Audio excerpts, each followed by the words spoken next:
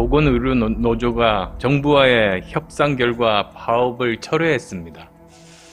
오늘도 의료 현장을 지키고 계시는 보건의료 종사자분들의 결단 그리고 희생과 헌신에 대해 거듭 깊은 감사드립니다. 막판까지 타협이 어려웠던 가장 큰 이유는 정부 측이 돈이 없어서 공공의료와 인력을 확충하지 못한다는 것이었습니다. 표를 사기 위한 퍼줄 돈은 펑펑 쓰면서 국민의 생명을 구할 돈은 없다는 주장은 믿기 어렵습니다. 의료진을 위한 예산만 인색했던 것입니다. 백신이라는 소를 읽더니 이제는 의료 시스템이라는 외양간마저 무너질 수 있다는 걱정을 하지 않고 있는 겁니다. 언론 재갈법 사태를 반면교사로 삼아 충분히 논의한 뒤에 법과 제도를 만들어야 합니다. 정부는 우리 국민의 생명과 안전을 지키는 일에는 정치적 승부사가 아니라 사회 문제 해결사의 자세로 접근하시기 바랍니다. 보건의료노조가 정부와의 협상 결과 파업을 철회했습니다. 국민의 생명과 안전이라는 대전제 앞에서 브레이크를 밟은 것은 당연하고도 다행스러운 결과입니다. 오늘도 의료 현장을 지키고 계시는 보건의료 종사자분들의 결단 그리고 희생과 헌신에 대해 거듭 깊은 감사드립니다. 막판까지 타협이 어려웠던 가장 큰 이유는 정부 측이 돈이 없어서 공공의료와 인력을 확충하지 못한다는 것이었습니다. 저는 정부가 거짓말장이라고 생각합니다. 표를 사기 위한 퍼줄 돈은 펑펑 쓰면서 국민의 생명을 구할 돈은 없다는 주장은 믿기 어렵습니다. 모두 빚으로 마련한 것이기는 하지만 돈은 대한민국 역사상 최대로 흘러 넘칩니다.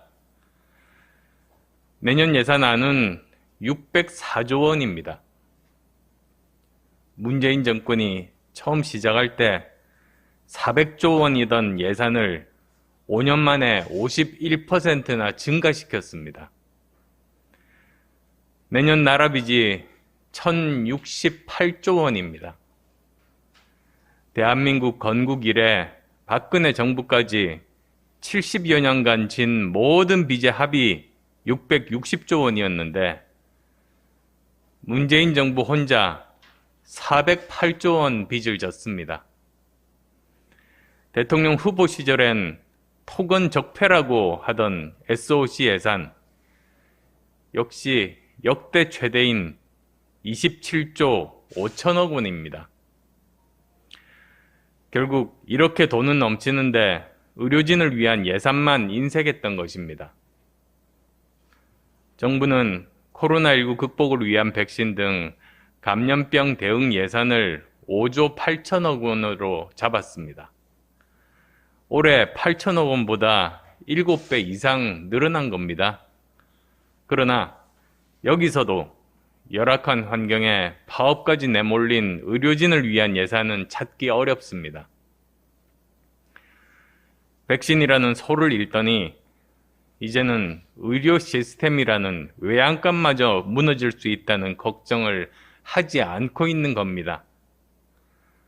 정부는 코로나19 발생 이후 1년 7개월간 정치 방역만 하다가 정작 요긴하게 써야 할 곳에는 나 몰라라 하며 보건의료진을 파업으로 내몰았던 겁니다. 이제는 사태가 왜 이 지경까지 이르렀고 앞으로 어떻게 해야 할지 살펴야 합니다.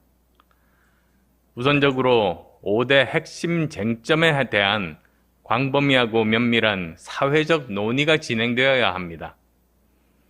정부와 노조는 파국만은 피하라는 국민 여론 속에서 쟁점 사안들을 급하게 봉합했을 가능성이 큽니다.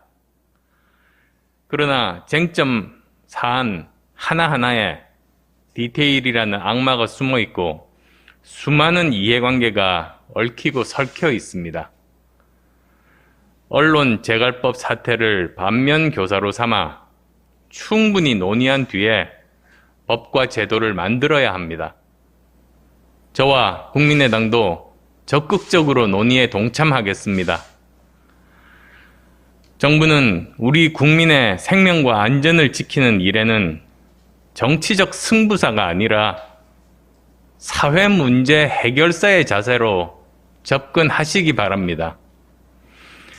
근본적인 원인은 그대로 놓아두고 당장 파업을 막는 데만 급급한 대증요법을 넘어서 앞으로 어떤 팬데믹에도 잘 대처할 수 있는 보건의료 시스템을 만들어 나가는데 모든 노력을 경주해야 합니다.